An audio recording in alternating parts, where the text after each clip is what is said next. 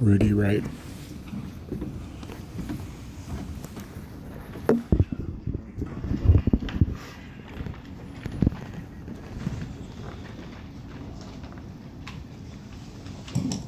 Thank you again for the honor to come address the court. I wanted to request a future agenda item.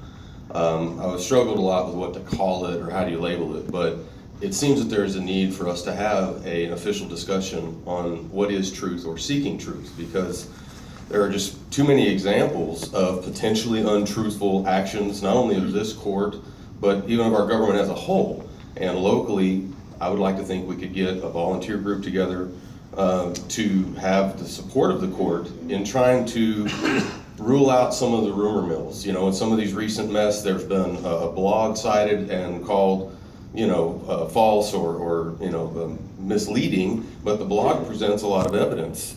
We still have our illegal gun signs out that I think the truth of the law has been established by our AG and should be addressed.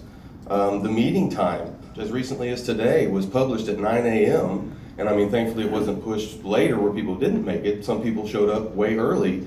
How does that happen? Well, if we had some private group or some effort from the county to, squash rumors when they are purported, especially when they're potentially damaging to the integrity of the court or the people's opinion of it. And to tie into that seeking of truth, I would just like to point out that if we claim to be Christians or even just claim to love freedom and not be violent people, then we must seek peaceful ways to have the society we need. This court decides how much every person in this room and in this county is extorted from their land. We don't get to own our land because you guys decide how much money is taken from us and where that money goes. And I think that it's about time that we start talking about, can we do this without the violence of the state?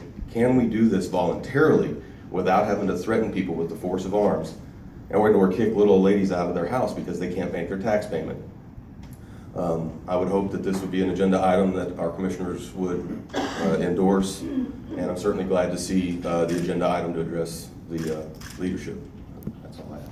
Thank you, Mr. Wright. George Stevenson.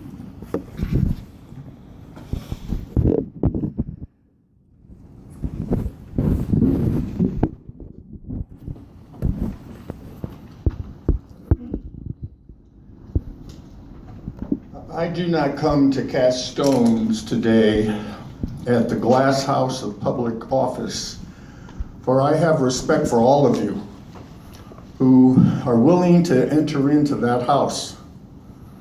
But we must all remember that once we enter that public office, all of our good deeds, our mistaken deeds, and even our sinful deeds are for review by all citizens.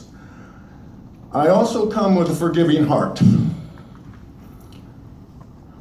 But again, we must all remember that God's forgiveness results from humble and contrite hearts which confess sins. I remember meeting back in 2009, first time I'd ever really gotten involved in local government. And I remember how much respect I had, deep respect for this body. I still have that same respect for the office which you hold. But at the same time, as a citizen of Smith County, I must raise my concern that respect can only be maintained through trust. When that trust is threatened or violated, then many questions result. When clear answers are not given, then trust is eroded and even destroyed. As a citizen of Smith County, I must trust you to be honest, moral, and fiscally responsible. And when evidence is given that you have violated that trust, then as a citizen of Smith County, my responsibility is to hold you responsible. Thank you.